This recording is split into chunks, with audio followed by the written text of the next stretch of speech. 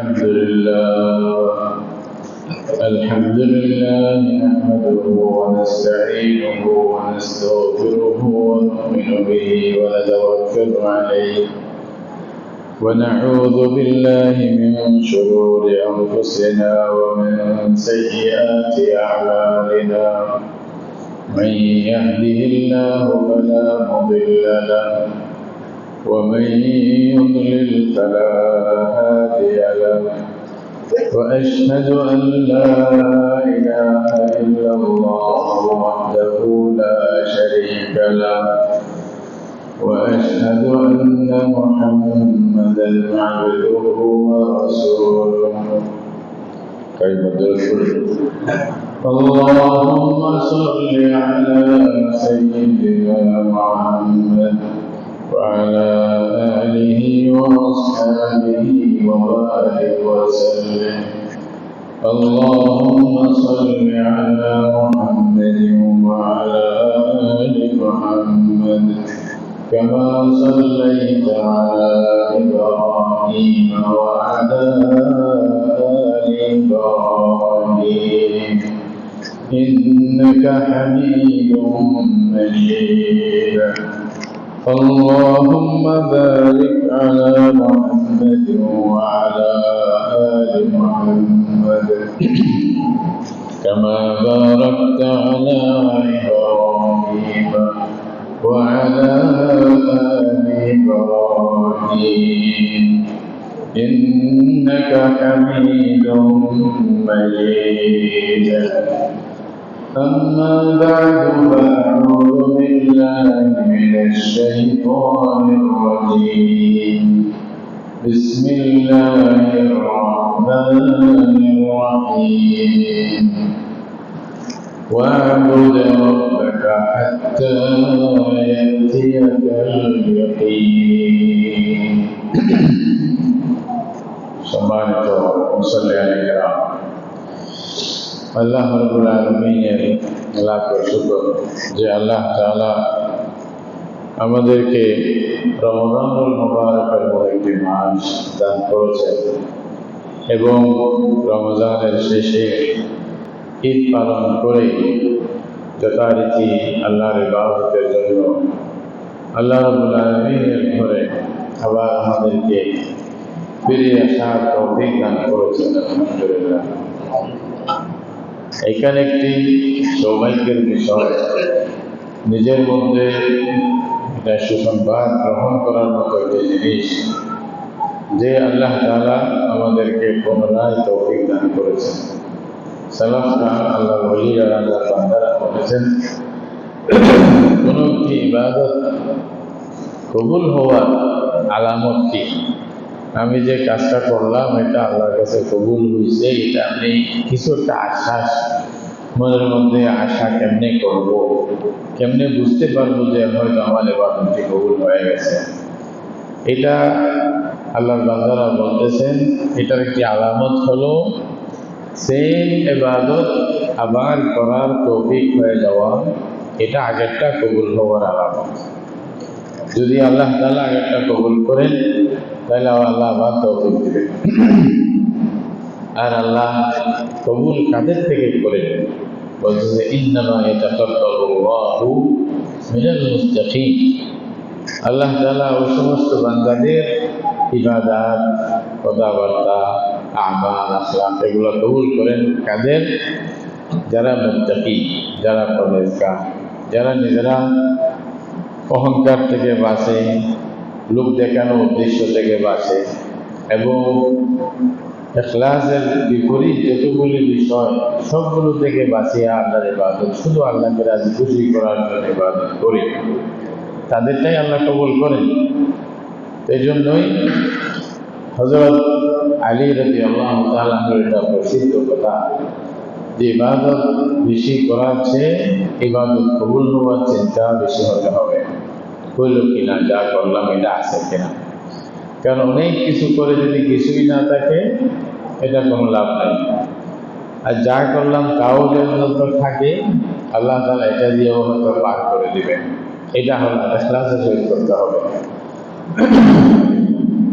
আল্লাহ তাআলা আমাদেরকে তৌফিক দিয়েছেন, যারা যারা আসতে পারছি নিয়মিত আবার নামাজ, আল্লাহর ইবাদত, কোরআন তেলাওয়াত, জিকির আজকার এগুলো করতে পারছি, তাহলে মনে মনে বুঝতে হবে হয়তো আল্লাহ আমাদেরকে কবুল করছেন।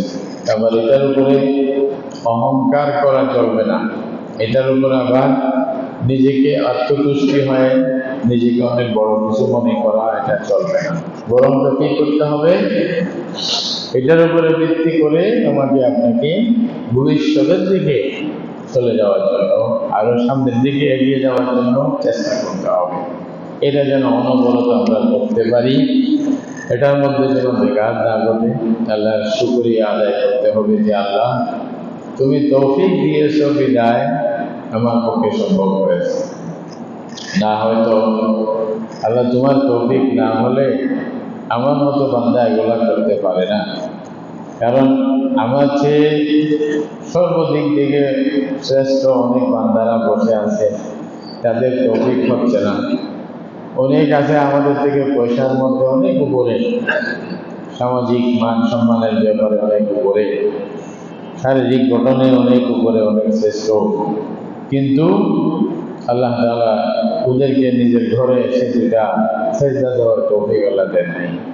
তাহলে আমি আলহামদুলিল্লাহ খুশি, আল্লাহ তুমি আমাকে তৌফিক দিছো, এটা কন্টিনিউ করার তৌফিক দাও, এটা চিনিয়ে নিও না, শয়তানের কোনো অংশ এখানে রাখিও না, ইত্যাদিগুলো আল্লাহর কাছে দোয়া করতে হবে যে আল্লাহ তোমার শুকরিয়া, আমি আবার বারবার যেন আসতে পারি, হাজিরা দিতে পারি, সেই জন্য আল্লাহর কাছে খুঁজতে হবে, আল্লাহর শুকরিয়া আদায় করে আল্লাহর কাছে দোয়া করতে হবে। আল্লাহ তাআলা নিয়ামত আরো বাড়াই দিবেন, অনেক গুলো বাড়াই দিবেন, এটা হাদিসে আছে, কোরআনে আছে। সাদি রহমতুল্লাহ আলাই এটাই কথাটাই নিজের ভাষায় বলছেন, ইসাআদাত বজুরে বাজুনিস, ইসাআদাত বজুরে বাজুনিস, দান বখশদ খুদায়ে বখশিন্দা।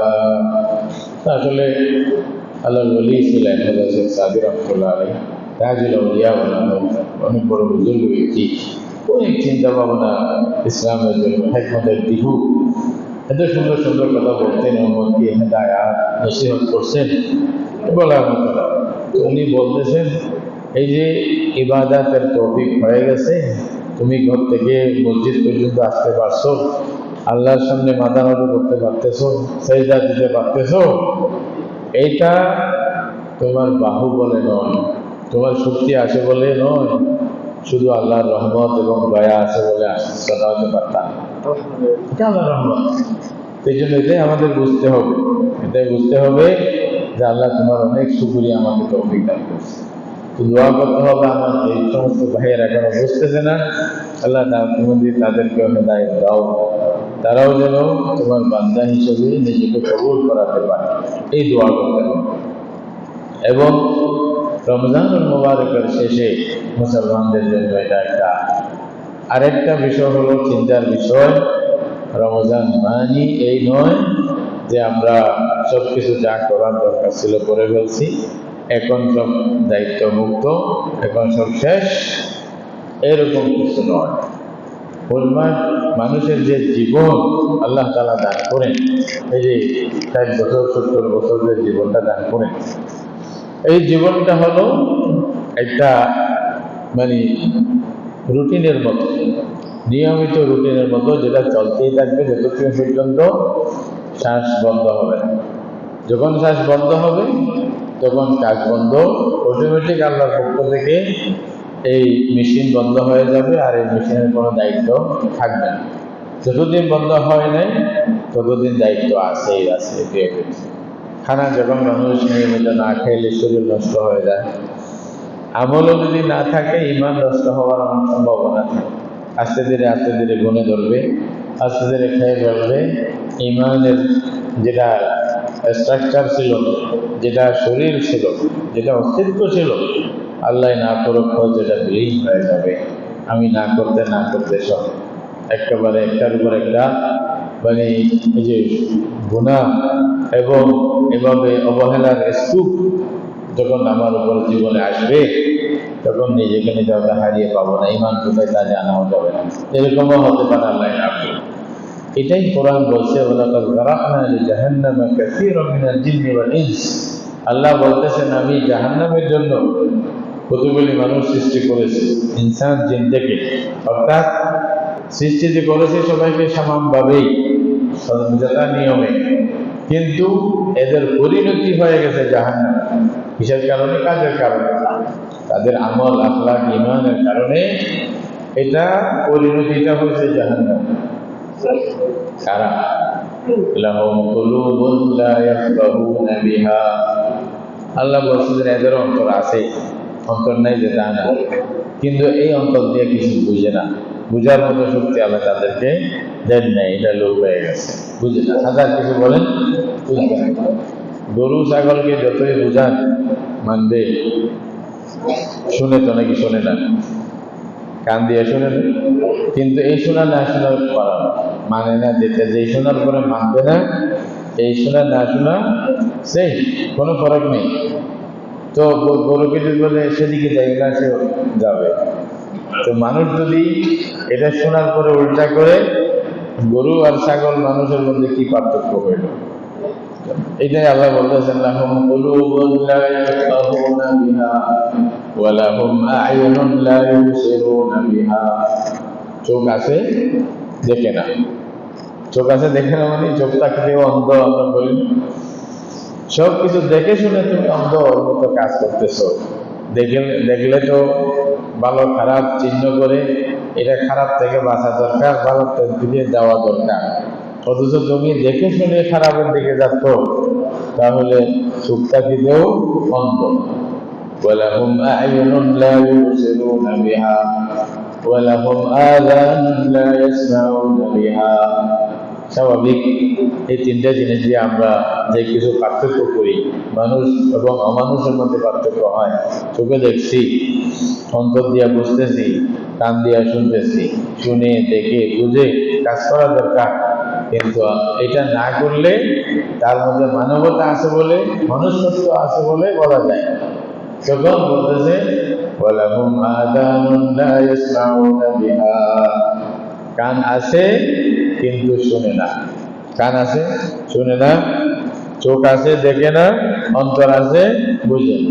আল্লাহ তাআলা বলেছেন কোরআনের মধ্যে, সূরা আরাফের মধ্যে এটার বয়ান আছে লম্বা করে। আল্লাহ পরে মিসাল দিয়েছেন, উলাইকা কাল আনআম। আল্লাহ নিজে বলে দিয়েছেন এরা হলো চতুষ্পদ জন্তুর মতো, জানোয়ার, পশু, চার পাওয়ালা পশু, গরু ছাগল হাতি মহিষ আছে না, যা আছে আর কি, এগুলো যেরকম ভিতরে আল্লাহ একটা অন্তর তাদেরও দিচ্ছে, কিন্তু আকল দেয়, তাই না? তো এরা যেরকম শুনে না বুঝে না, এগুলো মানুষগুলো সেরকম হয়ে গেছে। এই মানুষগুলো ওরা না বুঝে, অন্তরটা কেউ বুঝে না, চোখটা কেউ দেখে না, কানটা কেউ শুনে না, এই অবস্থা দেখ। আল্লাহ বলতেছেন শুধু চতুষ্পদ জন্তুর মতো না, বরঞ্চ বাল হুম আদাল, এরা তার চেয়ে বেশি মারাত্মক খারাপ। কারণ গরু ছাগলের তো আর কোনো কি হবে না, বিচার হবে না। কিয়ামতের দিন আল্লাহ তাআলা একটা বদলা নেওয়াই দিবেন। এরপরে এদের জন্য চিরস্থায়ী কোনো ব্যবস্থা, চিরস্থায়ী কোনো পুরস্কার, চিরস্থায়ী কোনো প্রতিদান অথবা শাস্তি এদের জন্য নাই। কিন্তু জিন ইনসানের জন্য এরপরে তো আসল রয়ে গেছে চিরস্থায়ী শাস্তি, চিরস্থায়ী প্রতিদান, চিরস্থায়ী পুরস্কার, দুইটার একটা, হয়তো জান্নাত নয়তো জাহান্নাম, নাউযুবিল্লাহ। এই জিনিসগুলো তাদের জন্য।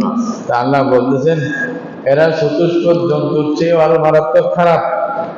এরা ভালো না, তাহলে এখান থেকে বুঝে গেল ঈমান যদি না থাকে আমার, আমল যদি না থাকে, ইখলাস যদি না থাকে, কন্টিনিউয়াস কাজ যদি না থাকে আমার জীবনে, তাহলে আমি তো পশুর চেয়ে খারাপ, পশুর চেয়ে খারাপ। এটা আল্লাহর ফয়সালা।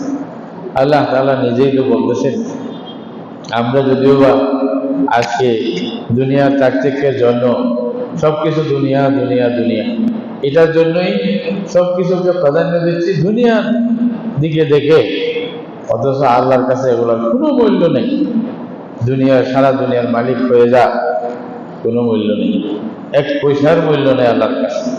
এই জন্যই তো বলা হচ্ছে যারা ঈমান আনবে, আল্লাহ বলতেছে যারা লা ইলাহা ইল্লাল্লাহ মুহাম্মাদুর রাসূলুল্লাহ বলে আমার এই যে জগৎকে মনে করবে যে এটা আমার সৃষ্টি, সবকিছু আমার চলে, আমার কথা মানতে হবে, সে আমার বান্দা, তার প্রতিটি শ্বাস আমার দেওয়া, এইটা যে বুঝবে বাস্তবে এবং মাথা নত করে বিশ্বাস করবে, মানবে অন্তর দিয়া, সে হলো মুমিন এবং তার মূল্য সারা পৃথিবীর সবকিছুর মধ্যে বেশি আমার কাছে।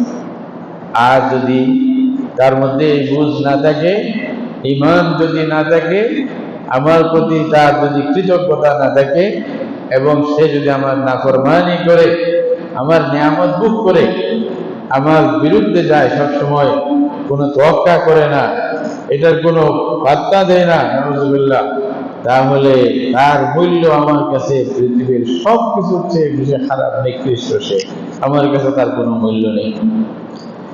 ইব্রাহিম আলাইহিস সালাম আল্লাহর কাছে বলছিলেন, আল্লাহ তাআলা বলছে যে আপনাকে সম্মানিত করা হবে কিয়ামতের দিন, আপনাকে, আপনার যারা আছে অনুসারী সবাইকে সম্মানিত করা হবে।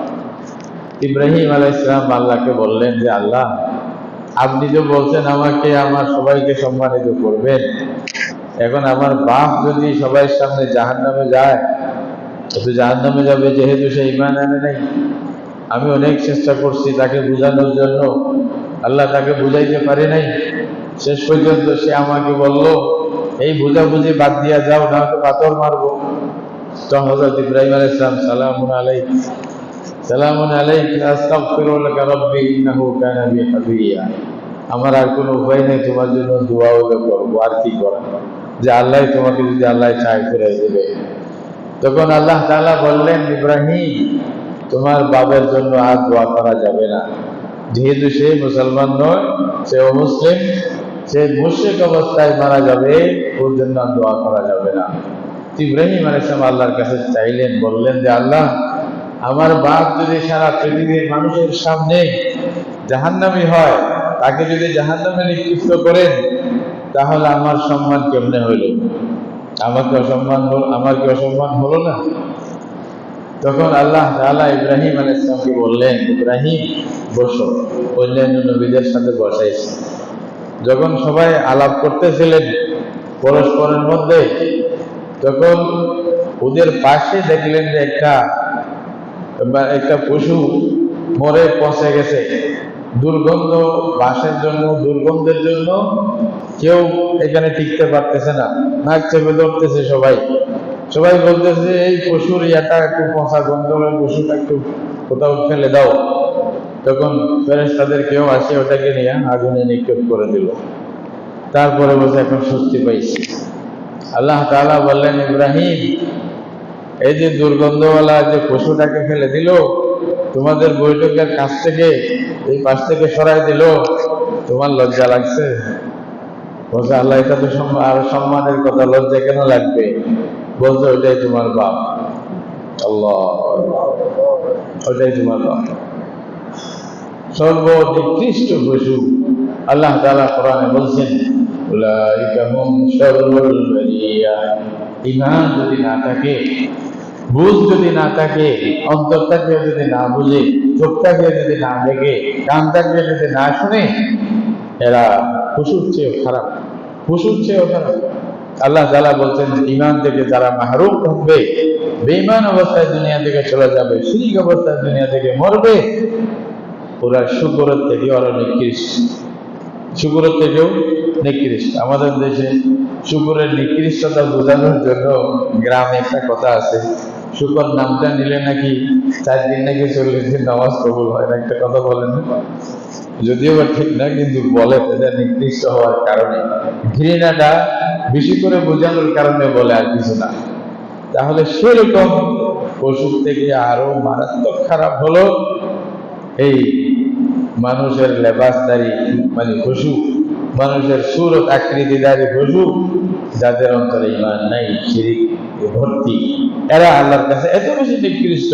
এটা আল্লাহর কোরআনের কথা, আমি মানলেও কি না মানলেও কি, আল্লাহর কিছু আসে যাবে।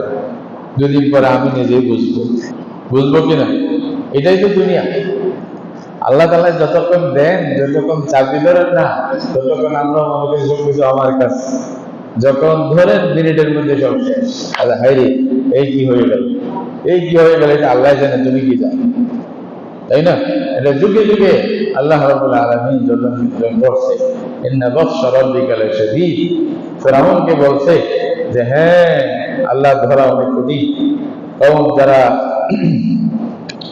আল্লাহর মানে বান্দাদেরকে যারা এলাও জ্বালিয়ে যারা করেছিল, জ্বালিয়ে ফেলছিল বিভিন্ন জায়গায়, মানে বুরুজ, সূরা বুরুজের মধ্যে আল্লাহ তাআলা বলছেন, ওদের কথাও আছে কোরআনের মধ্যে।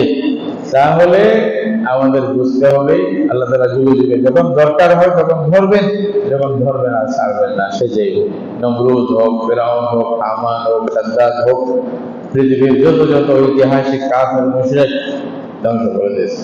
এরা কি আল্লাহর সামনে কেউ কিছু কোনো শক্তি দেখাইতে পারবে না। তাহলে আমরা যদি না বুঝি, পশুর মধ্যে আমার মধ্যে কোনো পার্থক্য থাকবে না। সুতরাং আমাদেরকে বুঝে চিনতে সবকিছু জ্ঞানের মধ্যে রেখে তারপরে আমল করে সামনের দিকে যেতে হবে। যাবো যে, যদি আমরা চাই আল্লাহ তাআলা আমাকে আপনাকে তৌফিক দান করবে। আল্লাহর পক্ষ থেকে তৌফিক পেয়ে যাওয়া, এটা আল্লাহর রহমতের পরিচয়, আল্লাহর রহমতের ইঙ্গিত, আল্লাহর রহমতের আলামত। সেই জন্য রাসূল করিম সাল্লাল্লাহু আলাইহি ওয়াসাল্লাম বলছেন, ইন্নাল্লাহা ইউতিদ দীনা মান ইউহিব্বু, ইন্নাল্লাহা ইউতিদ দুনিয়া মান ইউহিব্বু ওয়া মান লা ইউহিব্বু, ওয়া লা ইউতিদ দীনা ইল্লা মান ইউহিব্বু। আল্লাহ তাআলা দুনিয়া সবাইকে দেন, দুনিয়া যাকে ভালোবাসেন তাকেও দেন, আর যাকে মোটেও ভালোবাসেন না তাকেও দেন। একেবারে কাফের আল্লাহকে গালি দিবে, আমাদের দেশে নাই নাস্তিক কতগুলি, একটু শরীর ভালো পাইছে, কয়েকটা পয়সা পাইছে, একটু ভালোভাবে ঘুমাইতে পারতেছে, এই জন্য এত অহংকার যে আল্লাহর উপরে কথা বলতেছে।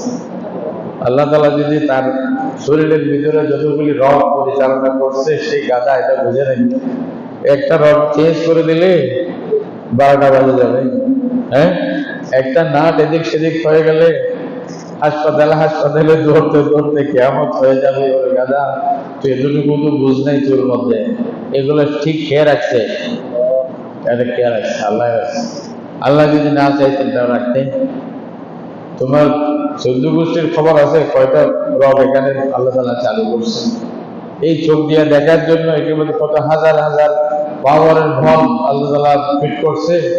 তুমি জানো এই বুদ্ধির মধ্যে কত শক্তি আল্লাহ তাআলা দান করে দিয়েছেন, কিভাবে ফিট করছেন ওটা, কিভাবে তুমি দেখতেছো, ওইটা নিজের দিমাগের মধ্যে আনতেছো, এটা তো চিন্তা নেই। মানুষ সেটাও তো চিন্তা করে না। আল্লাহ বলছে অফি আনফুসিকুম আফালা তুবসিরুন, এই মানুষ, আমাকে চেনার জন্য তোমার ভিতরে তো সব নিদর্শন আছে, তোমার আকল নেই, জ্ঞান নেই, এতটুকু বুদ্ধি নেই?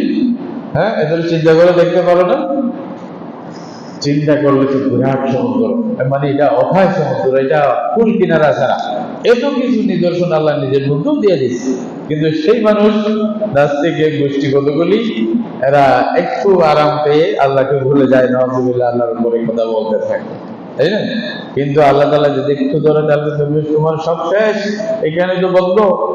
হ্যাঁ, বলছে কোনো কারণ বুঝে নেই, ডাক্তার বেকুব, তো ডাক্তার তো বেকুব হবেই, যেখানে আল্লাহ ধরছে কি ডাক্তারের কি ওখানে আসল ডাক্তারে ধরছে, তুমি আর কার কাছে দেখবে? সুতরাং মানুষকে নিজে আল্লাহর নিয়ামতকে বুঝে আল্লাহর শুকরিয়া আদায় করে আল্লাহর কাছে থাকা দরকার, আল্লাহর কথা মেনে চলা দরকার। এটাই আমাদের কামিয়াবি, এটাই বুঝতে হবে। তাও যা দিচ্ছে সবকিছু একমাত্র আল্লাহ রহমত, আল্লাহ দয়া আশীর্বাদ দিচ্ছে। কিন্তু আল্লাহ দুনিয়ার মধ্যে এত বড়, আল্লাহ হালিম, এত সহ্যশীল, এত ধৈর্যশীল, যে আল্লাহ দুনিয়ার মধ্যে যে আল্লাহকে গালি দিবে তাকেও দেয়, আল্লাহকে গালি দিচ্ছে তাকেও দেয়, নিজে নিজে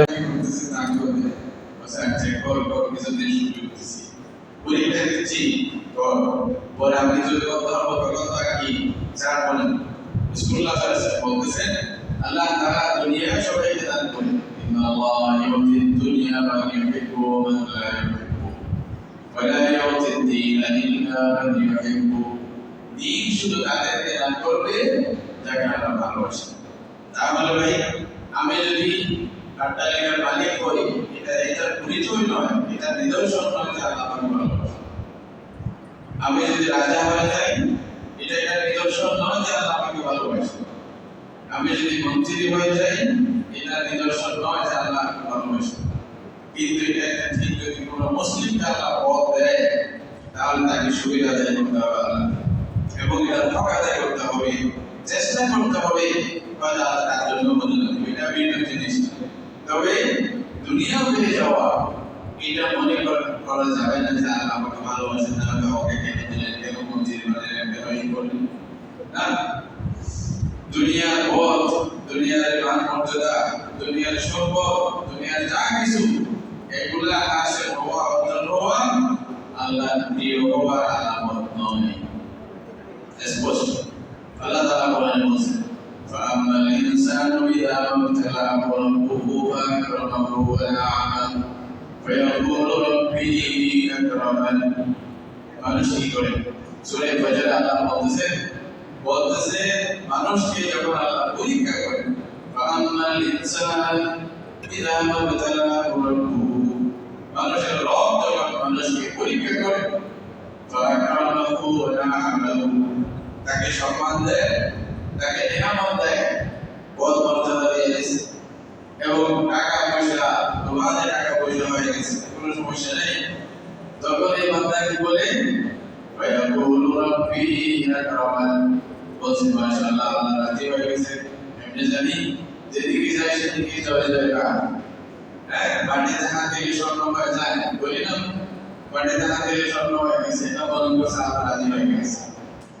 আর وأما إذا ما ابتلاه فقدر عليه رزقه, আর যখন আল্লাহ তাআলা বান্দাকে পরীক্ষা করে তার রিজিক আল্লাহ কমায় দেয়, রিজিকের মধ্যে ধরে আছে, খাওয়া দাওয়া যেমন, মান সম্মান, টাকা পয়সা, প্রায় সব কিছু, বুঝ, এগুলো সব কিছু রিজিক বলা হয়। যখন রিজিক কম করে দেয়, আল্লাহ তাআলা চিন্তা নেয়, তখন মনে করে যে এদিকে যায় সেদিকে দুঃখ, চাকরি চলে যাচ্ছে, চেয়ারম্যান গেছে, এখন কি করবে, মন বন্ধা তো পরেশান, তো বলে যে এই কি না জানি পাপ করছি, এখন সব উল্টা হচ্ছে।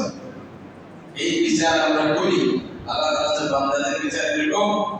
এরপর আল্লাহ বলছে কাল্লা কাল্লা, কখনো না, এই বিচার ভুল, এই সিদ্ধান্ত ভুল, এই চিন্তাধারা ভুল, এটা আল্লাহর কাছে এই বিচার নাই, এই বিচার বরঞ্চ রাসূলুল্লাহ সাল্লাল্লাহু আলাইহি ওয়াসাল্লাম এই বুঝিয়েছেন, আল্লাহ তাআলা দুনিয়া দেওয়া এটা আল্লাহর কাছে পছন্দ হওয়ার কোনো আলামত না, দুনিয়া না পাওয়া এটা পছন্দ হওয়ার আলামত না।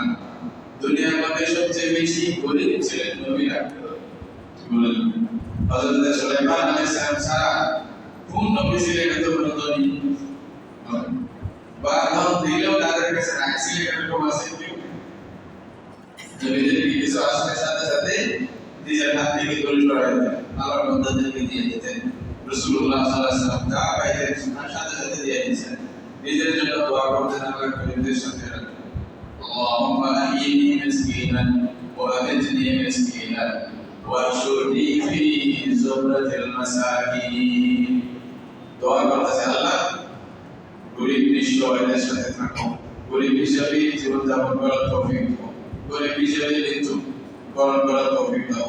আল্লাহ রাসূলের দেখা করতেছে, দুনিয়া থেকে চলে যাচ্ছেন, বিদায় নিচ্ছেন, ওনার যে লোহার যেটা পোশাক ছিল, এটা ইহুদির কাছে বন্ধক ছিল অল্প পয়সার কারণে, যেটা পরে তারা আদায় করে দিয়েছে, ইহুদিকে দিয়ে দিয়েছে। এরকম ছিল রাসূলুল্লাহ সাল্লাল্লাহু আলাইহি ওয়াসাল্লাম দুনিয়া থেকে চলে যাচ্ছেন, অথচ নিজে ইমানি খরচ না, আরেকজনের কাছে খরচ মানে আরেকজন খরচ পাবে, এরকম অবস্থা। আর বলতেছেন ওয়াহশুরনি ফি যুমরাতিল মাসাকিন, আল্লাহ গরিবদের সাথে আসলে আমাকে উঠাও। শুরু থেকেও এদিকে ছিলেন, আল্লাহর কাছে চাইতেছে, এটার মানে কি? এটার মানে দুনিয়ার কিছু না, দুনিয়ার মধ্যে সব কিছু পেয়ে এটা বড় কিছু দেখানো, এটা কোনো জিনিস না। আর দুনিয়া যদি কিছু জিনিস হতো, তাহলে সবচেয়ে বেশি ধনী সারা পৃথিবীর মধ্যে শুরু থেকে পর্যন্ত কে হতেন?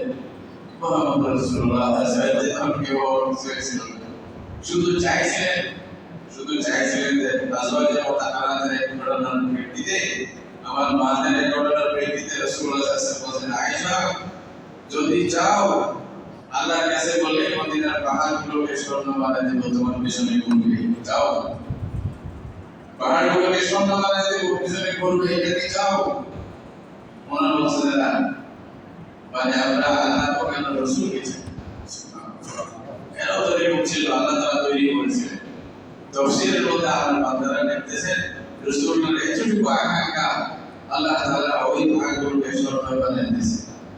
সৌদি আরব এখন আস্তে ধীরে ওখান থেকে স্বর্ণ নিয়ে মানুষকে নিজের মানে যেটা মানে অর্থনৈতিক অবস্থা বড় করতেছে, আশা পৃথিবীতে দিচ্ছে, যেগুলো দিচ্ছে এগুলো একের পর এক মানে প্রকাশিত হচ্ছে। আজকে এখানে স্বর্ণের খনি পাওয়া গেছে, কালকে ওখানে পাওয়া গেছে, পরশু ওখানে পাওয়া গেছে। রাসূলুল্লাহ একটু শব্দের বদৌলতে এগুলো হয়ে গেছে, কিন্তু আল্লাহ রাসূল এগুলো চান নাই। এগুলো চান নাই যে বড় হতে হবে, খালি পয়সা ভালো হইতে হবে, এটা চান নাই। বরং চাইছেন কি গরিবদের সাথে মিলে থাকা, এটা ভালো। এটা মানে এরকম না আবার গরিব যদি একেবারে পথে কুফর পর্যন্ত চলে যায়, এটা আল্লাহ রাসূল নিষেধ করছে। সহ্য করতে পারলে তো ভালো, সহ্য না করতে পারলে আল্লাহর কাছে বলবা যে আল্লাহ এমন গরিব বানাই না যা আমাকে তোমার দিন থেকে ফিরাই দেবে।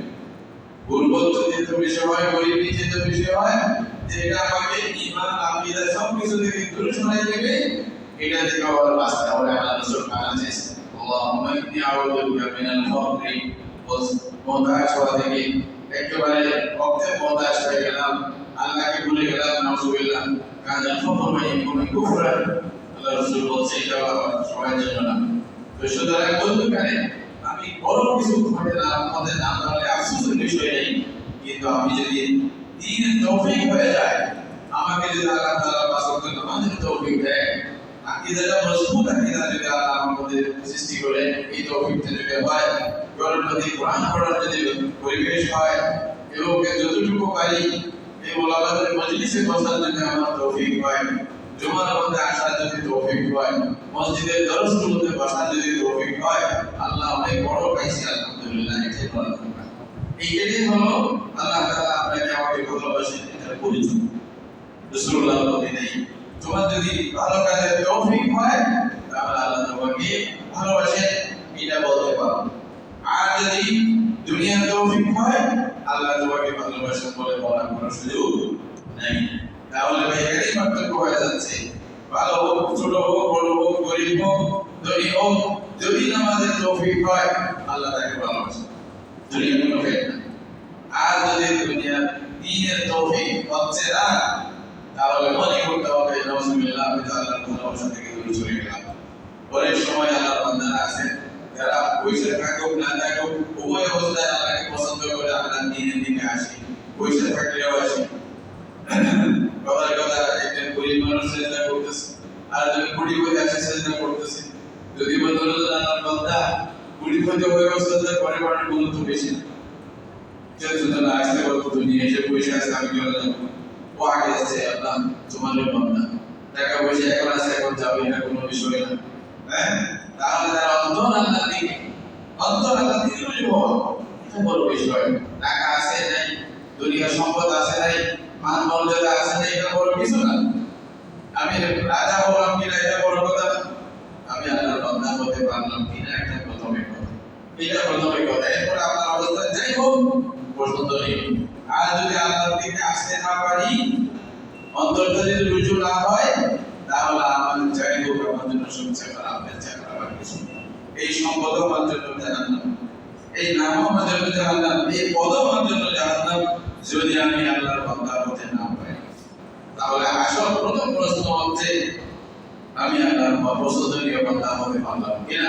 এটা বুঝবেন কেমনে? যদি বারবার আমার ভালো কাজের তৌফিক হয়।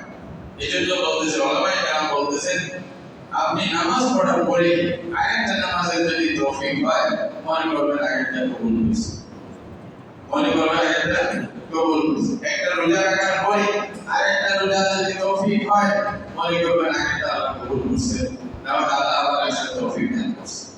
একটা সেজদা দেওয়ার পরে আরেকটা সেজদা যদি তৌফিক হয়, মনে করবেন আগেরটা কবুল হয়েছে। তাহলে আপনি আল্লাহর শুকরিয়া আদায় করেন এবং আল্লাহকে বলেন যে আল্লাহ এই নিয়ামত আমার থেকে ছিনিয়ে নিও না, এই নিয়ামতের মধ্যে আমাকে সারা জীবন রাখো, মৃত্যু পর্যন্ত রাখো। আর কিছু খাই না ভাই এটা যেন আপনার থেকে চিনিয়ে না যায়। এইটাই আসলে আমরা বর্তমান যারা দেখা যায় অবহেলা তো যারা দুনিয়া থেকে মাহরুম তাদের মধ্যে অবহেলা আরো বেশি, তাদের মধ্যে আরো অবহেলা বেশি। নামাজের কোনো খবর নেই, ইমানের খবর নেই, সূরা ফাতিহা জানেন না, দুইটা সূরা জানেন না, নামাজ পড়ার মতো এরকম হাজার হাজার মুসলমান আছে। কি বলেন? আছে না? সূরা ইখলাস বলতে পারবে না, সূরা ফাতিহা ভালো করে বলতে পারবে না, কলমাটা ভালো করে বলতে পারবে না। সেদিন কোথায় একটা দেখলাম সূরা আল-আনকার পড়তেছে নাউজুবিল্লাহ মুসলমানের কাছে এতটুকু জানি না। অন্তত চারটা পাঁচটা ছোট ছোট সূরা বলে তো ফরজ, আপনি নামাজ কেমনে পড়বেন? মুসলিম হিসেবে পরিচয় দিতে গেলে, আল্লাহর বান্দা হতে গেলে আপনাকে নামাজ অবশ্যই পড়তে হবে। মাফতো নাই।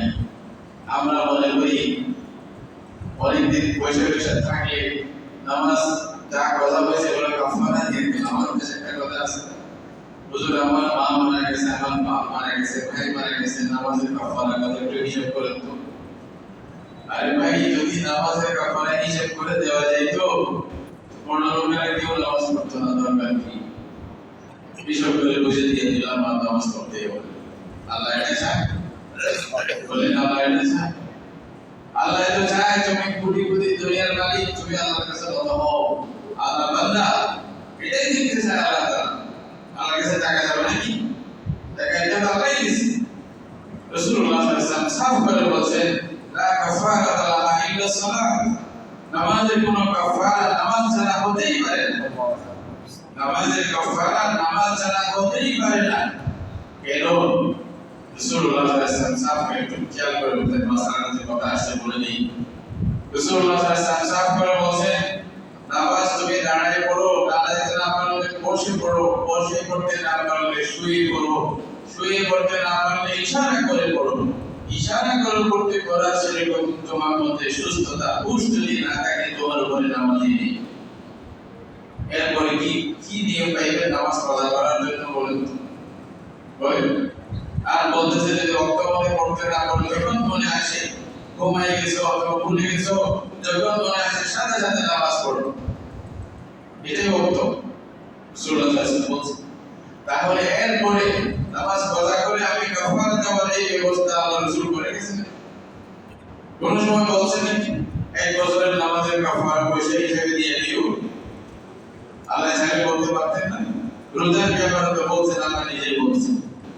রোজার ব্যাপারে বলছেন, রোজা রাখতে না পারলে এক রোজার পরিবর্তে একদিনের সকাল বিকালের খানা কোনো গরিবকে দিয়ে দিন। ফিদিয়াতুত তাআম মিসকিন। নামাজের কোন ব্যাপারে হাদিসে কোরআনে কোথাও ফিদিয়ার কথা আছে বলে দেখান তো দেখি কেউ নাই। কারণ রাসূলের ব্যবস্থা রাখেনি। সাফ করে বলছে লা কাফারাতা ইল্লা সালাত। নামাজের কাফারা নামাজই। এই জন্য ভাষার্থ কথা হোক, আল্লাহ রাসূল বলছে ভাষার্থ একসাথে কথা আদায় করে নাও, এটা বলছে। একবার রাসূলুল্লাহ নিজের কথা হয়েছে, নামাজ কথা হয়েছে মানে কথা করে আল্লাহ দেখাইছে যেন আপনার কথা বলি কিভাবে আদায় করবো এটা বোঝার জন্য। রাসূলুল্লাহ সাল্লাল্লাহু আলাইহি ওয়াসাল্লাম আবার নতুন করে নামাজ সুন্নত সভা আদানে কামত দিয়ে সুন্নত সভা ফরজ সহ একসাথে আদায় করছেন। আর সময় যুদ্ধের মধ্যে ভাষার্থ নামাজ একসাথে কথা হয়েছে, আল্লাহ রাসূল একটা করে ভাষার্থ নামাজ একসাথে আদায় করছে, বিলম্ব করেনি। নামাজের জন্য কোনো কাজা হয় না, কাফারা হয় না। আমরা যে হুজুররা হিসাব করে দিই, বড় লোকের একটু বেশি করে বাড়াই, 1-1.5 লাখ টাকা পাওয়া যাবে, সুবিধা। আল্লাহর বান্দা নামাজ পড়লে বলতে পারেন তাহলে মাসালা বলতেছে কিতাবের মধ্যে যে মাসালা আছে পাইবেন আপনারা। রোজার কাফারা এটা কি? মানুষ মারা গেলে তখন কাফারার অবস্থা দেওয়া হয়ে যায়, কাফারা দেন। এইটা শুধুমাত্র ফুকাহায়ে কেরাম যেটা লিখছে, এটার মানে হলো যদি সে ভুল ক্রমে নামাজ পড়তে না পারে, নামাজ রয়ে গেছে, দুনিয়া থেকে চলে গেছে, তাহলে একটা আইডিয়া করে কিছু সাদাকা করো। এটা ওখানে কিতাবে লেখা আছে, পড়ে দেখেন। বলছে হতে পারে আল্লাহ মাফ করতে পারে। এটা কি নিশ্চিত কোনো কথা? আমি তো বলবো, আমাকে যদি জিজ্ঞাসা করে এখন কি করবেন, ভাই ওনার জন্য কিছু সাকায় জারিয়া করলে হয়তো আল্লাহ মাফ করতে পারে। নামাজ আপনি পড়ে দিতে পারবেন তাও একজনের নামাজ একজন পড়ে দিতে পারে না, এটাও নিষেধ। আর দিনের নামাজের জন্য পয়সা দিয়ে কাফারা দিবেন এটাও নেই। এই জন্য আপনার উপরে নামাজ পড়ার আগে নিজের নামাজ পড়ে নেন, এটাই তো বলা হচ্ছে। এটাই তো ফরজ নামাজ জীবনের কথা করবেন এটা বলা হচ্ছে। যখনই যেখানে পারেন নামাজের জন্য বেশি শর্ত রাখা মানে আছে কিছু শর্ত, এই যে পবিত্র থাকতে হবে, মানে সতর্ক থাকতে হবে, এরকম বাকি এই উম্মতের সুবিধার জন্য মসজিদে আসতে হবে কোনো ফরজ না, যেখানে মুক্ত সেখানে নামাজ পড়ো। এই না ফসল আল্লাহ রাসূল বলতেছেন পুরো জমিন আল্লাহ তাআলা আমার জন্য মসজিদ বানিয়ে দিয়েছে, পুরো জমিন মসজিদ বানিয়ে দিয়েছে। এটা রাসূলুল্লাহর বৈশিষ্ট্য, উম্মতের জন্য সহজ উপায়, যেখানে সুযোগ যেখানে সময় নামাজ পড়ো। তাহলে এরপরে কি সুযোগ থাকে বলতে বলছে যে মাসালা এরকম আছে, হয়তো আপনি কোন তুফানের মধ্যে শিকার হয়ে গেছেন, কোন সামুদ্রিক শহরে তুফান কাপড় চোপড় কোথায় ঘুরে নিয়ে গেছে, যান বাঁচাতে কঠিন, এমন একটা দ্বীপে চলে গেছেন, আপনার শরীরে কোনো কাপড় নাই, কিভাবে নামাজ পড়বেন? দাঁড়িয়ে পড়বেন। নিজের আর কেউ না দেখলেও নিজের কাছেও তো একটা লজ্জা ব্যাপার। ফুকাহায়ে কেরাম বলছেন তখন নিজেকে কোমর পর্যন্ত পায়ের ভিতরে ফুটে গেল, তারপরে নামাজ নামাজ থেকে এরকম বেরোতে যাওয়ার কোনো সুযোগ নাই। তা আমরা যা ইচ্ছা করলে তো হবে না। আসল মাসালা হচ্ছে নামাজের কোনো কাফারা এবং যে হিসাব করতেছে এগুলোর হিসাবে কোনো ভিত্তি গুরুত্ব নেই। আর আপনার মন চাইলে এখন নামাজ পড়ে নাই কি করবেন? আল্লাহর কাছে দোয়া করবেন যে মাফ করে দাও।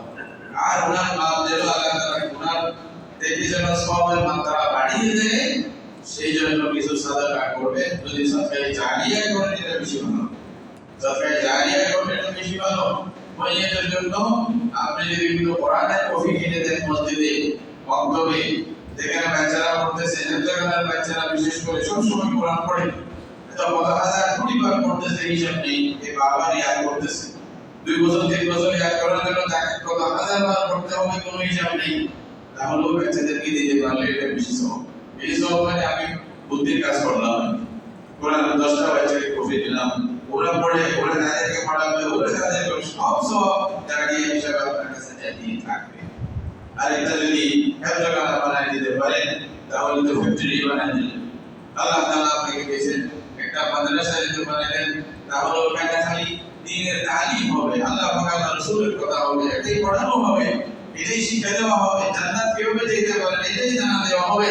তাহলে এটা সওয়াব, এই সওয়াব, এটা সওয়াব দেখা আল্লাহ রাসূল বলছে, সারা দুনিয়ার সমস্ত আলেমরা বলবেন কারো জীবন নাই, কারো জীবন নেই। সুতরাং এরকম কিছু সরকার জানিয়ে যদি করতে পারেন করবেন, তাহলে হতে পারে আল্লাহ তাআলা আপনাকে সওয়াবের ভাগ বেশি করে দিয়ে হয়তো মাফ করে দেবেন। এইটা ছাড়া আর কোনো উপায় নেই।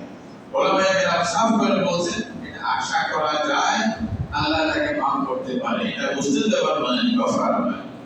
মাসালা যেটা কাফারা লেখছে এভাবে কাফারা দাও কি এক রোজার সাথে মিলেছে, এটার কোনো ভিত্তি ছাড়া ফুকাহায়ে কেরাম দেখবেন অন্তত কিছু হইলেও করলে সওয়াব পাবে, এই আশায় বলছেন আমাদের মাসালা এরকম না। আসল হলো নামাজের কাফারা, নামাজ ছাড়া কিছু হয় না। তাহলে আল্লাহর বান্দারা আমাকে কাজ করতে হবে, আল্লাহ তাআলা তৌফিক দিয়েছেন, আল্লাহর শুকরিয়া আদায় করতে হবে যে আল্লাহ আমাকে আরো বেশি করে তৌফিক দাও। মনে করবেন না রমজান চলে গেছে মানে সব কিছু চলে গেছে, না। রমজানের পরে বাকি সব আমল কন্টিনিউয়াস আপনাকে করতেই থাকতে হবে। বরং রমজান যদি আমার কবুল হয় তাহলে আমার কন্টিনিউ কাজ করা এটাই দলিল হবে, প্রমাণ হবে হয়তো আল্লাহ তাআলা রমজানে আমরা কবুল করছে। আমার তৌফিক দেওয়া হচ্ছে এই শুকরিয়া আদায় করতে হবে। সুতরাং সারা বছর এই যে রমজান থেকে যা শিখছি এগুলো যেন আমরা কন্টিনিউ করতে পারি, এগুলোর মধ্যে যেন কোনো বেকার সৃষ্টি না হয়, এগুলোর মধ্যে অবহেলা যেন না চলে আসে, এটার প্রতি খেয়াল রাখতে হবে। হ্যাঁ, না হয়তো কি না জানি আমি কোনো দূরে সরে যাচ্ছে নাকি এটা বারবার কন্টিনিউ করতে হবে। কথা একটা ব্যবসা করলে আপনার ব্যবসার মধ্যে মাস আপনি হিসাব নেবেন, বলবেন না যে আমাদের লাভ বেশি হচ্ছে না ক্ষতি হচ্ছে, এখন লাভ পুরো কমে যাচ্ছে না, দিন মাস 1-2 মাস যদি নিয়মিত ঘাটতি হয় তা আপনার ঘুম ধরবে, খানা হজম হবে, চিন্তা করে বের করবেন কি হলো, কম হচ্ছে কেন, লাভ হইলে আলহামদুলিল্লাহ, টাকা কেউ ঘুমাইবেন। তদ্রুপ এবাদতের বিষয়ে আমাদের খেয়াল রাখতে হবে, আমাদের এবাদতের ইস্তেহা কোনো কমে যাচ্ছে নাকি আমাদের ইবাদতের যে মাত্রা কোনো কমে গেল নাকি? এটা কেন হলো? গত মাত্রা আপনি তো বেশি করছিলাম, আজকে আবার কেন? গত রোজায় আপনি 3টা খতম করছি, এই রোজায় আপনি 2টা খতম করতে পারলাম না, আফসোস করতে হবে। এই আমি কোথায়? আল্লাহ শুকর আদায় করতে হবে যদি বেশি করতে পারে। এইটা হবে আল্লাহর পক্ষ থেকে একটি নিদর্শন যে আল্লাহ আপনার আমল কবুল করছেন। রাসূল করিম সাল্লাল্লাহু আলাইহি ওয়াসাল্লাম বলেছেন, রমজানের পরে যারা 6টি রোজা রাখবে, মান সামা রমাদান ওয়া আতবা'াহু সিত্তাম মিন শাওয়াল কানা কাসিয়ামিদ দাহর। রাসূলুল্লাহ সাল্লাল্লাহু আলাইহি ওয়াসাল্লাম বলতেছেন, রমজান মাস রোজা রাখার পরে শাওয়াল মাসে যারা 6টি রোজা রাখবে, আল্লাহ তাআলা তাকে সারা বছর সারা জীবন রোজা রাখার মতো সওয়াব দিবেন। এখন সারা জীবন সারা বছর, কোন হাদিসের মধ্যে সারা বছর আছে, আবার কোন হাদিসে কাসিয়ামিদ দাহর শব্দ আছে। হ্যাঁ, সারা জীবন মানে যতদিন থেকে বালেগ হয়েছে পর্যন্ত রোজা রাখার সওয়াব। এটা কেমনে? কারণ বছর আসলে তো জীবন এমনি আসবে, এটা তো অটোমেটিক হিসাব। কেমনে? রাসূলুল্লাহ সাল্লাল্লাহু আলাইহি ওয়াসাল্লাম বলছেন, সিয়ামু শাহরিন ইয়াদিলু 10 আশহুর। রমজান মাসের রোজা 10 মাস রোজা রাখার মতো সওয়াব। এক মাস রোজা রাখলে কয় মাস? কারণ আল হাসানাতু বিআশরি আমসালিহা। আল্লাহ তাআলার কাছে একটা দস্তুর হলো, যে কোনো একটা নেকি পুণ্য করবেন, আল্লাহ তাআলা এটার বদলায় আপনাকে 10 ডবল দিবেন। নাম দস্তুর। আর তাকে চায় 700, তার কাছে আরো বেশি আল্লাহ বাড়ায় দিবেন। এরকম নিয়ম আছে। আমভাবে হলো 1-10, আল্লাহর কাছে প্রথমে 10 পাইবে। তাহলে 1-10টাই যদি ধরি, নিচে নাই, তাহলে সর্বনিম্ন হলো 10। আল্লাহ যে বেশি দিবে তো এটা বেশি দিবে, আল্লাহ দিবেই। তাহলে 10ও যদি ধরি, তাহলে আমরা রমজানের 1 মাস রোজা রাখলে কয় মাসের সওয়াব পাইলাম? 10 মাস। তো বছরের জন্য আর কত বাকি থাকে? আর কত বাকি থাকে? 2 মাস। 6 রোজা যদি রাখেন, এক রোজা যদি 10 হয়, তাহলে 6 10 কত? 60 না? আর মাস সর্বোচ্চ 30 এর বেশি হয় না। আর ওই মধ্যে মাস কি সর্বোচ্চ 30, তাহলে 60 মানে 2 মাস। আর ওদিকে 10, এদিকে 2, কত হলো? 12 মাসের চেয়ে বেশি কি কোনো সময় লাগে বছর হওয়ার জন্য? 13 মাস হলো বছর আছে না? হ্যাঁ। তাহলে রমজান মাসের রোজা রাখার পরে এই শাওয়াল মাসে যদি 6টি রোজা রাখি, আল্লাহ তাআলা আমাদেরকে সারা বছর রোজা রাখার মতো সওয়াব দান করবে। 360 দিন যেন আমরা রোজা রাখি। কত? 360 দিন রোজা রাখার মতো আল্লাহ আমাকে আপনাকে কি দেবে? সওয়াব দান করবে। এবং এটা যদি প্রত্যেক বছর রাখি, তাহলে সারা জীবন বোঝার সাথে এরকম যদি নিয়ম প্রত্যেক বছর হয়, তাহলে আল্লাহ আমাকে সারা জীবন যেন আমি রোজা রাখছি, আমি রোজার মধ্যে কোনো বেয়া হয়নি। আমাদের উস্তাদ আল্লামা আবুল হাসান আলী নদভী রাহমাতুল্লাহ আলাইহি বলতেন, আল্লাহর বান্দারা ওদের রোজা সারা জীবন, ওদের রোজা কি সারা জীবন রোজা, ওদের ঈদ হবে জান্নাতে গিয়ে। আল্লাহু আকবার। ঈদ কোথায়? জান্নাতে গিয়ে। এমন ঈদ কোনো বাধা নেই, কোনো কি নাই? বাধা নেই। সারা জীবন রোজা রাখছে, এটা নিষেধ, চোখ ফেলে ফেলছে, এটা নিষেধ, কান বন্ধ করে রাখছে, না শুনবো না, আল্লাহর মানা। এটা নিষেধ, ওদিকে পা দিয়ে যাবো না, এটা নিষেধ, মুখ বন্ধ করে রাখছে, বলবো না। নিজেকে যেরকম মারিয়া বলে জেলের মধ্যে রাখছে, আর দুনিয়া সিজনুল মুমিন, ঈমানদারের জন্য জেলখানা নিজে থেকে সৃষ্টি করে নিয়েছে। দুনিয়া যা মন চায় তা করা যাবে না। অপেক্ষায় আছে রোজার মধ্যে, আছে রোজা মানে বিরত থাকা, বিরত থাকলাম, থাকতে জীবনটা শেষ করে দিলাম। আল্লাহ বলছে, এবার তোমাদের জন্য আসো, তোমাদের ঈদ শুরু। এই ঈদ আর শেষ হবে না। বিরত খালিদিনা ফিহা, আল্লাহ বলছে চিরস্থায়ী ঈদ, যা মন চায় তা কর, কোনো বাধা নেই। ওই কিছুদিন সময় পরীক্ষা দিছো, কাজ করছো, এটা পুরস্কার এভাবে দিলাম, আবার তোমার জন্য যা মন চায় তা করতে পারবো। লাকুম ফিহা মা তাশতাহি আনফুসুকুম ওয়া লাকুম ফিহা মা তাদউন নুজুলাম মিন গফুরির রহিম। বান্দা যা দাবি করবে সাথে সাথে হাজির হবে, যা মন চাইবে তা করবে, কোনো বাধা নেই, খাও পেও যা করো যা করো। তো সুতরাং আমাদেরকে যেগুলো রাসূলুল্লাহ সাল্লাল্লাহু আলাইহি ওয়াসাল্লাম বলছে আমল করার চেষ্টা করতে হবে। রমজানের রোজা ফরজ রোজা না থাকলেও নফল রোজা অনেকগুলো আছে, বিশেষ করে শাওয়াল মাসের 6 রোজার বিষয় যেটা বললাম, এই রোজাগুলি পালন করার চেষ্টা করবেন। পুরো মাসের মধ্যে রাখলে হবে, মাসের শুরুতে শেষে বন্ধকালের যেখানে মন চায় একসাথে মন চাইলে একসাথে, অথবা আলাদা আলাদা রাখতে মন চাইলে আলাদা আলাদা। বেশি শুক্রবার দুইটা করে রাখেন, তাও 6টা হয়ে যাবে। বন্ধকালে রাখেন, কোনো অসুবিধা নেই, একটার পর একটা রাখেন, কোনো অসুবিধা নেই।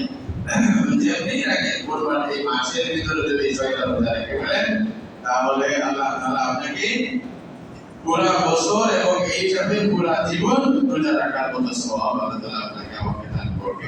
এটাই হলো রাসূল করিম সাল্লাল্লাহু আলাইহি ওয়াসাল্লামের তালিম, রাসূলুল্লাহর শিক্ষা আমাদের জন্য, আমাদের জন্য কিয়ামত পর্যন্ত এভাবেই তোমরা আমল করতে থাকো। এটা মানে কাজ না করেও পারিশ্রমিক নেওয়া। রাখছে নাকি রোজা?